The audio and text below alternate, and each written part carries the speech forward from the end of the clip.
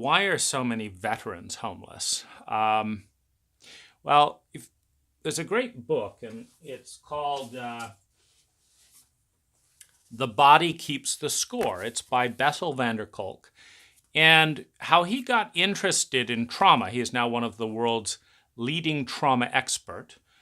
How he got interested in trauma was coming across PTSD in veterans and he had no training in PTSD. And the Veterans Administration were in complete denial that PTSD even existed. And once he started learning what PTSD was and seeing the symptoms and wanting to help these people, the Veterans Administration became an impediment to him helping veterans with PTSD. So he left the VA in order to study and develop and learn how to help people with trauma. Well, finally, after some decades, the VA has come around and acknowledges PTSD is one of its single biggest costs, responsibilities, and desperate needs. And our veterans are treated like dirt, being fed, drug after drug, suppressing symptoms, but not getting basic core healing around PTSD. Now, PTSD is a disability of the body and the mind.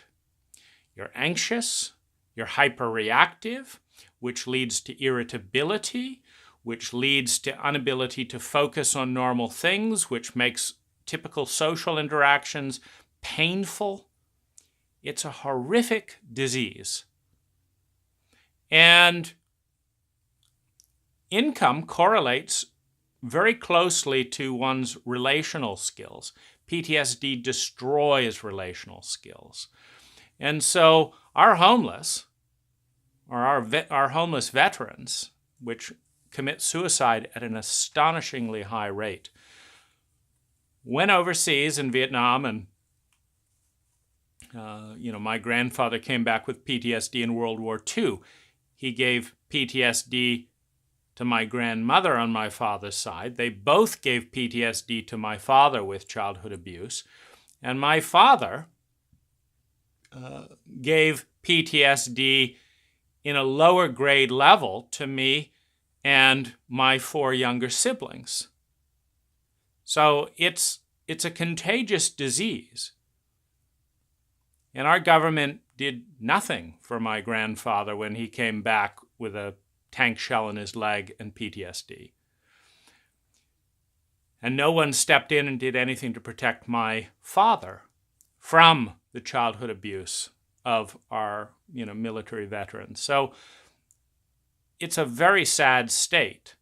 But, these veterans are not idiots. They know they're being abusive, and they hate themselves for it.